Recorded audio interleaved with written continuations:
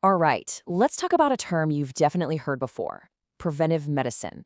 But I'm willing to bet that what it really means is way broader and honestly a lot more interesting than you might think. It's not just about what happens in a doctor's office. So, seriously, when I say preventative medicine, what's the first thing that pops into your head? For most of us, it's stuff like, eating a healthy diet, hitting the gym, getting your annual checkup, maybe vaccinations. And look, you're not wrong, but that's really just scratching the surface. And yeah, all those things you just thought of, that's the classic foundation of this whole field. So let's start there and just lock in the official definition. Here it is, right out of the textbook. It's the part of medicine that's all about promoting health and preventing disease. Super simple, totally straightforward. It makes perfect sense, right? This is kind of the classic way to think about it. And the main goal, the big idea here, is pretty clear. Stop a disease or a disability from ever even happening.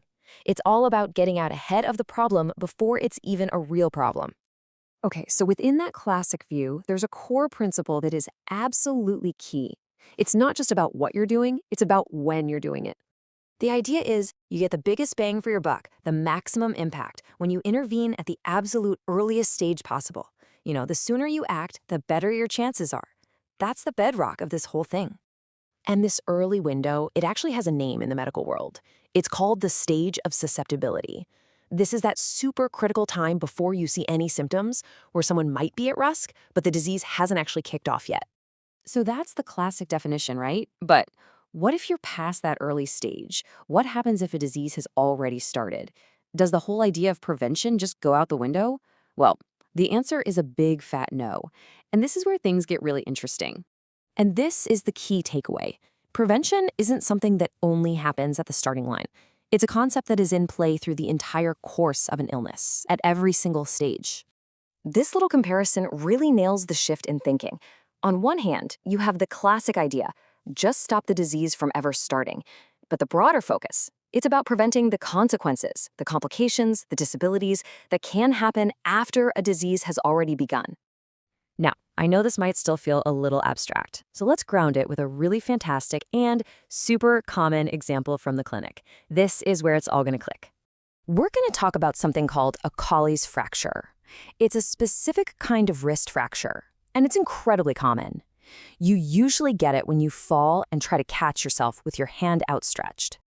Okay, let's walk through this step by step. First, boom, the injury happens. The patient breaks their wrist. Now step 2, the cure. The doctor does what's called a closed reduction.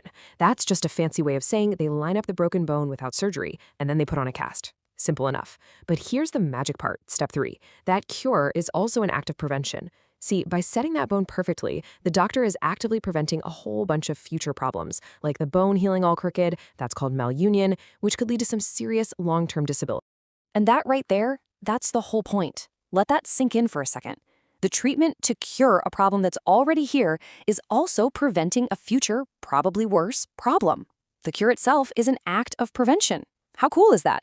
So let's pull it all together now. We've got this classic idea and this much broader concept. How do we merge them into one single, unified idea of what preventive medicine really is? Here it is, all laid out. Prevention means, stopping a disease from ever getting started. But it also means jumping in at any stage of a disease that's already there to slow it down and stop complications from happening. It's a two-part deal.